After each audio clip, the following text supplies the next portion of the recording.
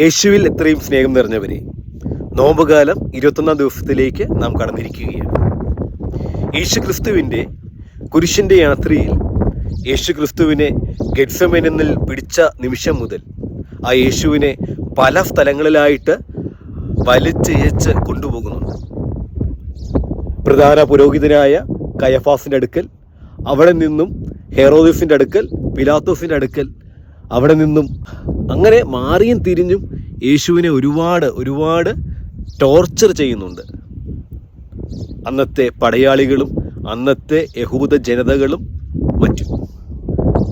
അവിടെ നിന്നും യേശുവിനെ ചാട്ടമാറുകൊണ്ട് ആ മാംസങ്ങൾ പിച്ച് ചിന്തത്തക്ക രീതിയിൽ അടിച്ച് അവനെ അവശനാക്കിക്കൊണ്ടാണ് യേശുവിനെ മരക്കുരിശുമായിട്ട് കാൽവരി ലക്ഷ്യമാക്കി കൊണ്ടുപോകുന്നത്. ദേഹത്തിൽ മൊത്തവും വ്രണമാ, മുറിവിൻ്റെ പച്ച മാംസങ്ങൾ പിച്ച് ചീന്തപ്പെട്ട മുറിവ്, ആഴമായ മുറിവുകൾ. ശിരസിലാണെങ്കിൽ ആയ്ന്നിറങ്ങിയ മുൾക്കിരീടം, രക്തത്താൽ ഒലിച്ച് ആ ശരീരത്തിൽ ധരിപ്പിച്ചിരിക്കുന്ന ആ വസ്ത്രം മൊത്തവും രക്തത്താൽ നനഞ്ഞ് ആ ശരീരത്തിലെ മുറിവുമായിട്ട് ഒട്ടിപ്പിടിച്ചിരിപ്പുണ്ട്. ആ ഒട്ടിപ്പിടിച്ചിരിക്കുന്ന മുറിവിലെ ആ വസ്ത്രവും ധരിച്ച് ആ ഭാരമേറിയ കുരിശും കൊണ്ടാണ് കർത്താവായ യേശു കാൽവരിയിലേക്ക് യാത്ര ചെയ്യുന്നത്.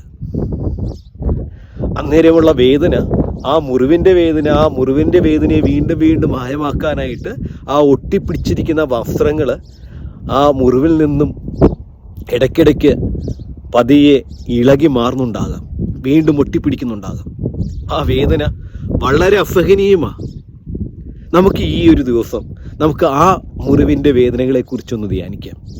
ആഴമായി ധ്യാനിച്ച് കർത്താവായ യേശുവിനോട് നമുക്കും നമ്മുടെ പാപഭാരങ്ങൾ ഇറക്കി വെച്ച് ഈ നോമ്പ് കാലത്തിനെ